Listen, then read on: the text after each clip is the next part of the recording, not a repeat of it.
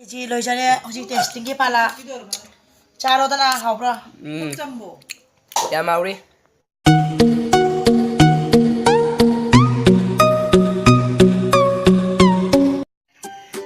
मसी दी खेजी उन्हें थोंगे आहा मदा इसिंग हापे चेंगा हवागा चाम धोगा हापनी हापे अरे खाई दे अरे मतंग दा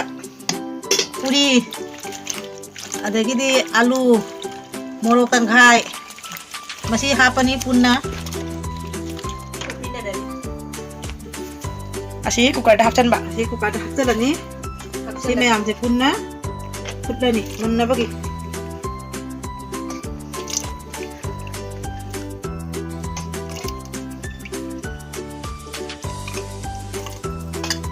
असी क्या हमको फुटतोय no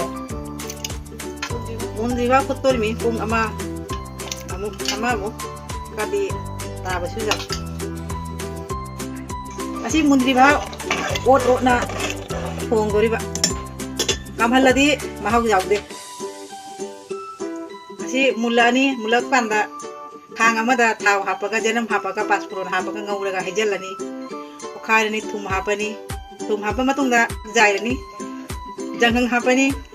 adai phatigom leraga su phatigom haptalani morok usu janghang thum morok apani jira apani okharani munna mumtana hojik miam yeng binana si hojik food pa hogale hojik step by step uchan age miam da okharaga si mundi fa futuri ni mule kan duga lokora shop to dori be miam yeng bio munna ba okhaire ka namna ba giya na hojik kara shop hogale aga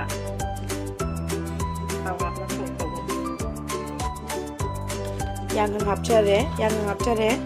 ya shimun hogole chieng hawai toibo jare si complete mulla ka anda shop to ni ashi ot to pa ya de na de makhar kashan di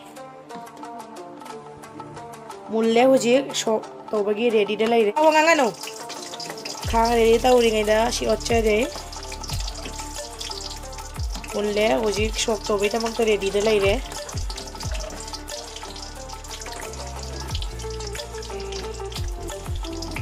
shop तो मतम दा मना कुप्पी येना मना कुप्पी तेजपत्ता पाँचफोरन हाफेरा shop तो जरा गनी शॉप तो बसे मोबाइल पे सुन जरूर है अच्छा रखा हुआ हम चोंगतने वाला मुझे शॉप तौलो लगा उचर आ गया मैं आप साइड का खांग मचा मदा खाव तो जरगा असिदा हाइजन दोइनी अभी थोड़ा शॉप की एरी को ये दास और पत्तों को आते कभी मुखा रखा सकते मुझे शॉप हाफसन जरा नहीं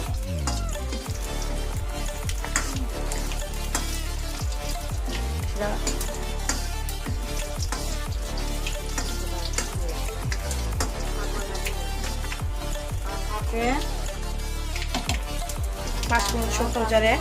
tepat hape janam hape dari jahatin dia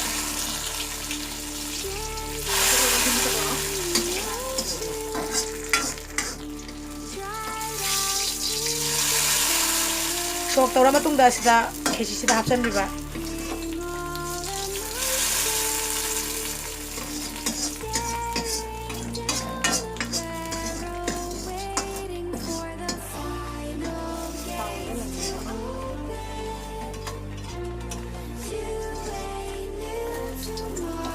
sudah hafal lo raga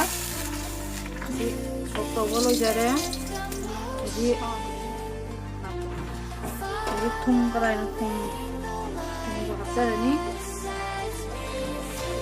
hafal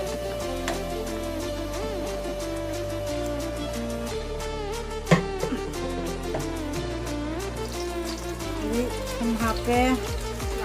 thum se drama ini Kegi matra me yang na kum hapsare to ba ma tum da amu hanna ole o khai jara ni Last finishing das da jira hapchara jira hapiro. Jira hape. Jira hape okai biro.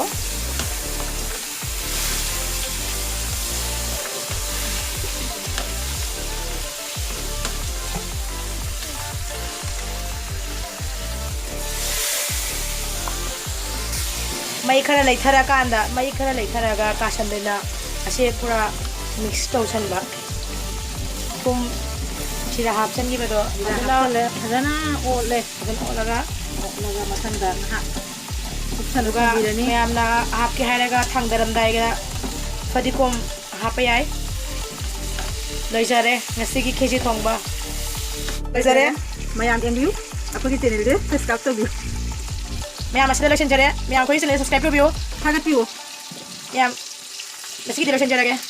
ji loijare hoji testing gi pala charo dana haubra Jambo.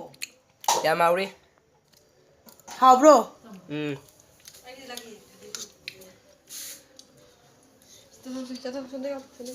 Baba sa hana bo. Chadi like this Sakha bo maksu. Mayam jujumda mutang try to view.